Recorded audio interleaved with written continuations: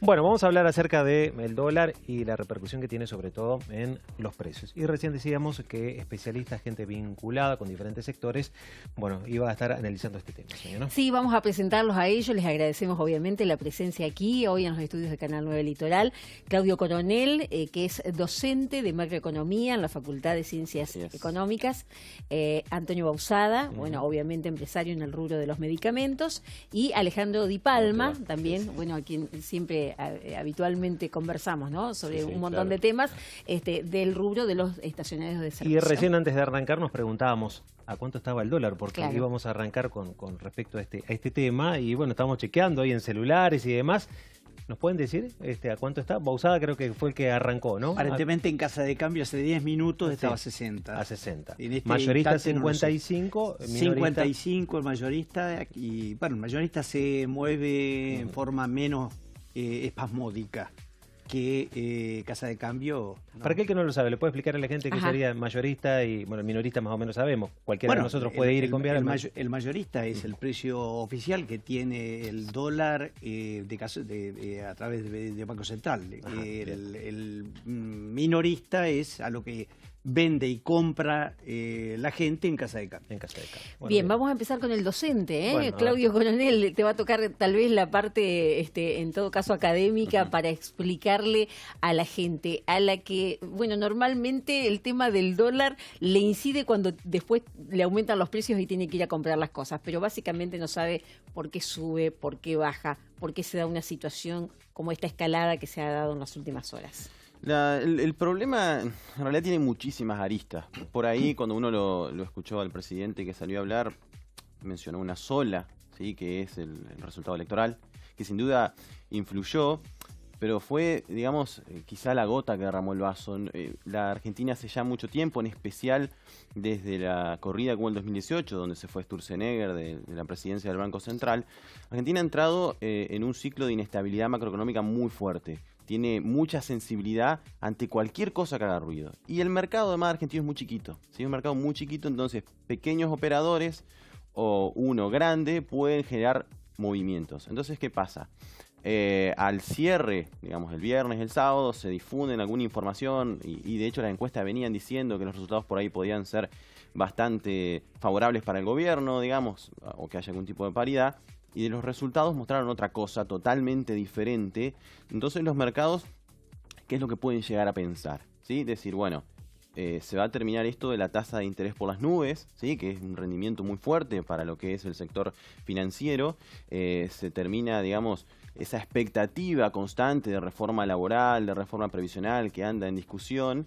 Entonces, como dicen, bueno, ya Argentina deja de ser un país rentable. Y otra cosa que también es muy importante remarcarlo, es este discurso que se concentró en decir, bueno, el otro gobierno son los malos, son comunistas, son anticapitalistas, no van a pagar la deuda. Entonces, cuando el referente de un gobierno da esa información, forma expectativas o influye en la expectativa de los agentes. ¿Y cuál es la expectativa? Que si gana este otro gobierno, esta otra gente, perdón, la oposición, va a estallar todo. Entonces, claro, los mercados reaccionan de esa manera porque esperan lo que la autoridad económica, la autoridad del país está indicando. Entonces, fue mala el anuncio de Macri, no fue tranquilizador y hay que ir hacia eso. Lo de la conferencia de ayer específicamente. Sí, la conferencia de ayer fue muy mala en ese sentido. Bien, bueno, en realidad esta es una versión. La otra verdad es que Fernández dijo Alberto Fernández dijo hace aproximadamente 5 o 6 días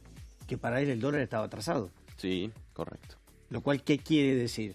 Lo dijo acá en Paraná también, en una nota. Lo dijo acá en Paraná también, efectivamente. Entonces, los mercados están acostumbrados a leer entre líneas. Cuando una lectura sale con la claridad que ésta tiene, interpretan de que el nuevo gobierno va a devaluar. Es que en realidad el dólar sí es cierto. Es muy simple. El dólar estaba atrasado, es cierto, digamos, artificialmente atrasado. El gobierno hizo medidas típicas electorales en el sentido de, por ejemplo, el aumento de la UH de golpe, todos juntos, todas medidas tendientes a fomentar el consumo, a atrasar el tipo de cambio para que se abaraten los insumos.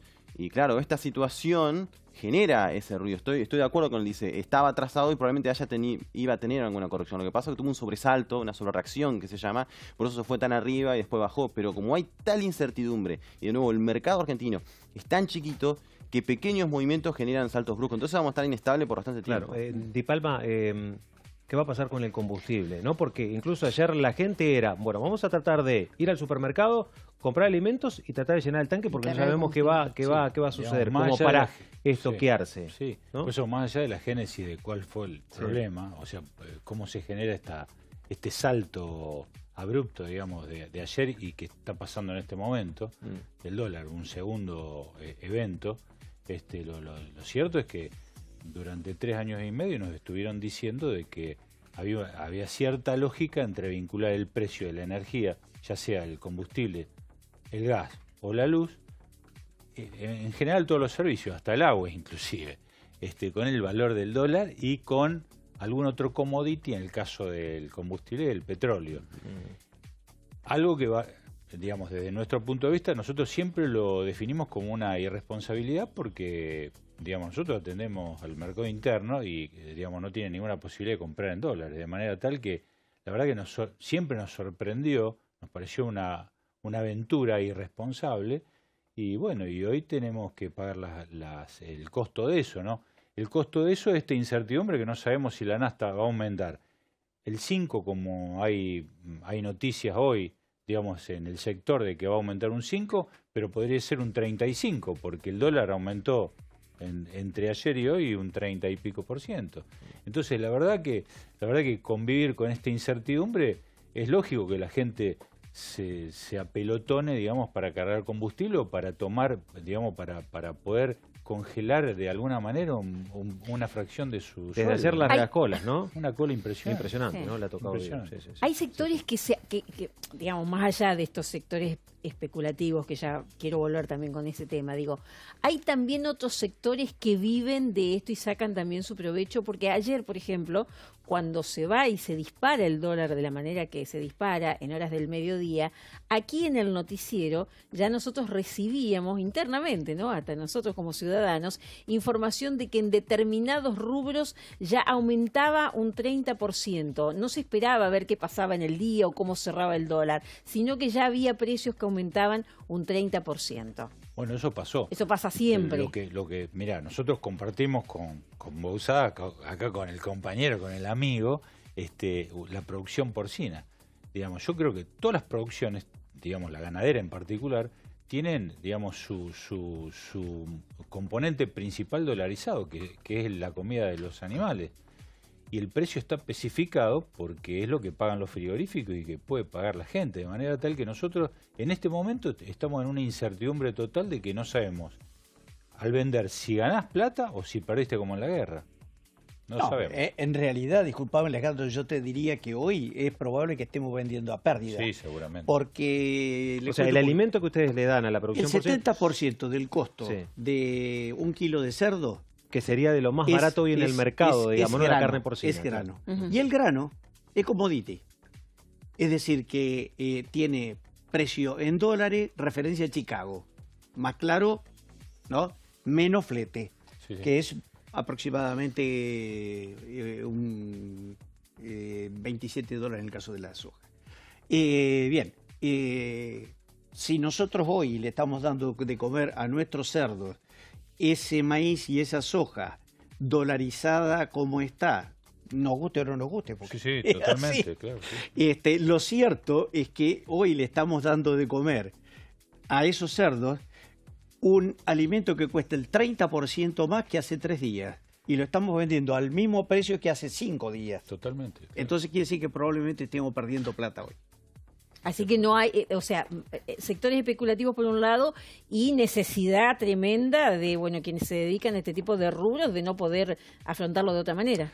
Lo que pasa que, digamos, por eso, digamos, el problema que tenés es cuando vos, tus costos están dolarizados y tenés tus ventas especificadas. Entonces, el tiempo que tarda en adecuarse el valor, digamos, de tu producto hace que vos tengas una época, un periodo donde vos vas a tener un quebranto económico y que hay que ver si lo podés bancar. En el caso de este gobierno estuvimos con un quebranto años. De manera tal que ahí desaparecieron un montón de productores. Por eso, digamos, básicamente, la persona que produce en Argentina está complicada. Bouzada, queremos preguntarle también por el tema de medicamentos, desde ya que la gente debe estar muy preocupada de qué va a suceder con este rubro, ¿no? Si hay, como le conté, el tema de la carne porcina, en el tema de medicamentos, el impacto de los costos en dólares son directos. Porque Argentina no produce prácticamente ingredientes activos farmacéuticos. Lo que hacen es el fraccionamiento o la elaboración. Pero, digamos, la materia prima, la droga madre que se la llama comúnmente... No se elabora acá. No se elabora acá. Se elabora en muy poco. Es decir, en el caso de Erioquem sí, nosotros elaboramos, por eso decimos nosotros, una de las características de Erioquem es que tiene la producción vertical, porque produce la materia prima y aparte hace la formulación, el llenado y hace el empaque. Así que acá hacemos absolutamente todo. Pero no es la norma. El 98% de la materia prima, de los medicamentos que se consumen en la Argentina, usa materia prima importada. Y en el componente de costo de la materia prima, seguramente es, como en el caso del alimento de cerdo, el 70%. Vuelvo a Claudio, desde lo académico, explicar también esta cuestión. Así es referencia, vos cuando comenzamos, al hecho de que siempre en la Argentina se está como muy permeable a todo lo que pase, todo afecta al mercado, ¿eh? Lo exterior, pasa algo en el exterior y en los mercados internacionales y nos afecta a nosotros. Hay una cuestión de unas elecciones paso que desfavorecen al gobierno y también... ¿No es político eso? ¿No es una razón política en el fondo que estemos de tal manera o plantados de tal manera que todo le afecta al mercado? Yo creo que en el fondo el problema de Argentina en buena medida es político. Claro. En general. Ahí está, coincidimos. Sí, hay que pensar que Argentina es particularmente muy sensible a los cambios en cualquier cosa y sobre todo lo que tiene que ver con el mercado internacional. Como con la apertura que se produce después del golpe de Estado del 76. O sea, se produce una apertura indiscriminada, una flexibilización que perduró hasta fines de los 90 y que estalló en lo que fue el 2001, ¿no? Entonces se generó un proceso de apertura muy fuerte que después, digamos, producto del default que hubo y demás, Argentina como que se cerró, que es cierto, estuvo bastante cerrada y creció en base al consumo interno, entonces estuvo bastante más aislado de los problemas afuera. Cuando fue la crisis del 2008, Argentina le afectó, pero no le afectó como le afectó a otros países. Sí lo afectó porque nos afectó a la venta de soja, básicamente.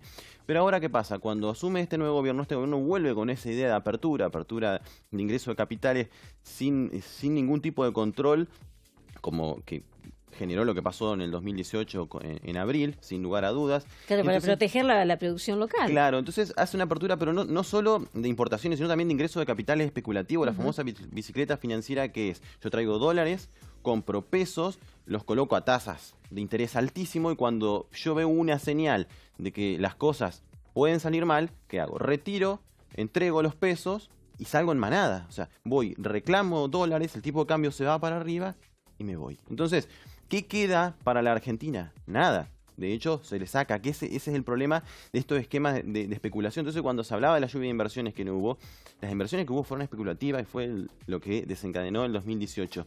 Y es un tema político, para contestar tu pregunta, porque en ningún país en el mundo hay esa libertad, ¿sí?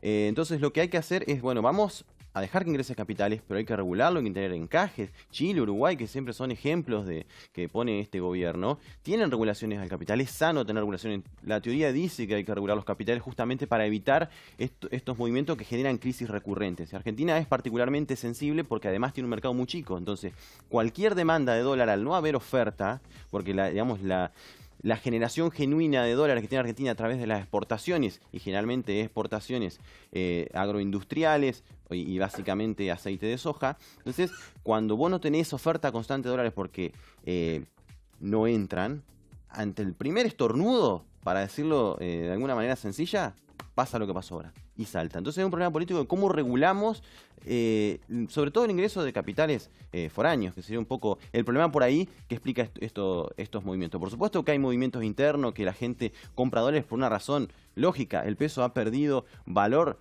y no para de perder, entonces la gente no encuentra otra forma que protegerse que comprar dólares. Pero para eso requerís de una base productiva.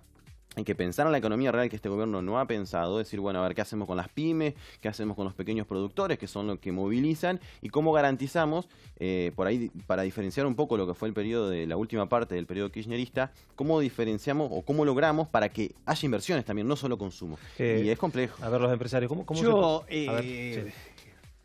Concuerdo contigo de que, sin duda, la regulación tiene que estar. Y que la entrada de capitales golondrinas no pueden ser indiscriminadas. Ahora ustedes, yo tengo un poquito más de edad que de mis compañeros de panel, y les puedo decir que la Argentina tiene una crisis recurrente cada 5 o 10 años y siempre por el mismo motivo, porque gasta más de lo que tiene. Porque acá nos han nos han vendido a los argentinos 2 grandes engaños. A ver.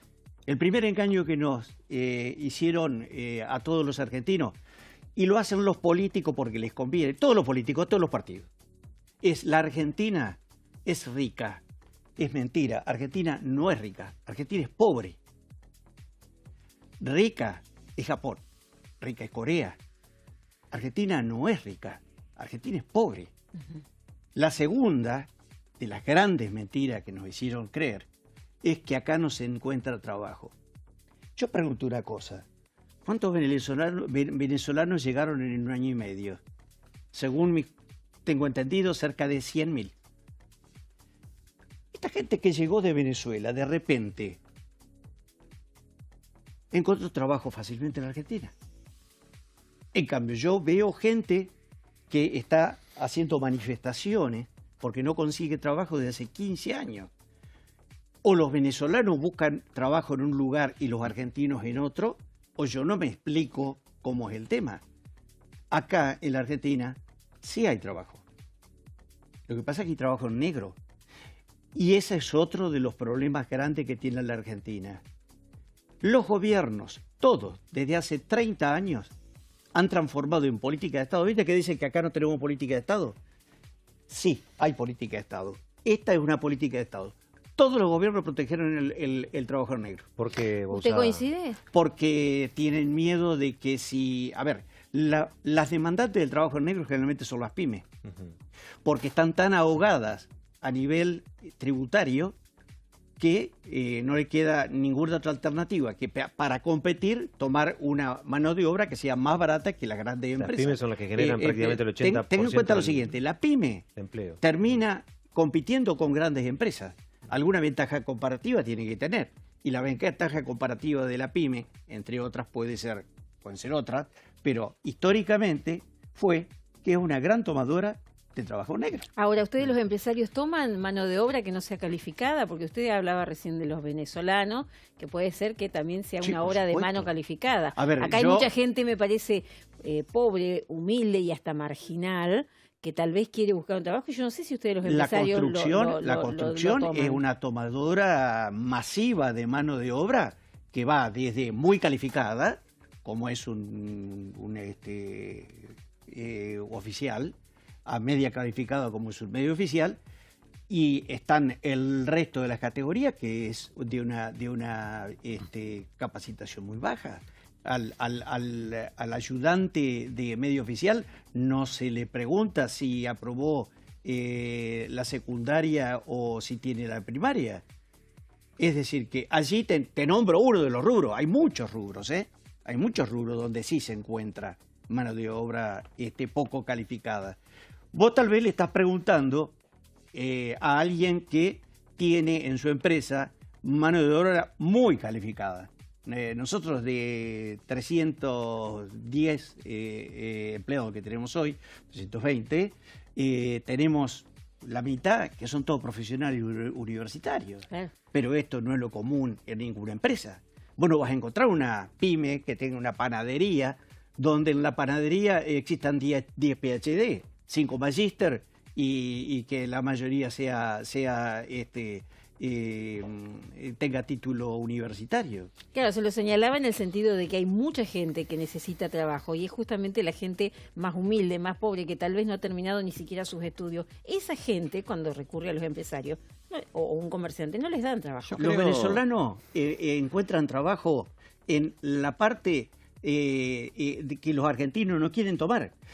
Es decir, yo estuve con un taxista venezolano hace pocos días, llegó en Buenos Aires. Y él me contaba, yo tuve trabajo el otro día, ¿sabes dónde trabajé? Lavando autos, no en la calle, en una lavadora de autos. Lógicamente esa lavadora de autos es una pyme.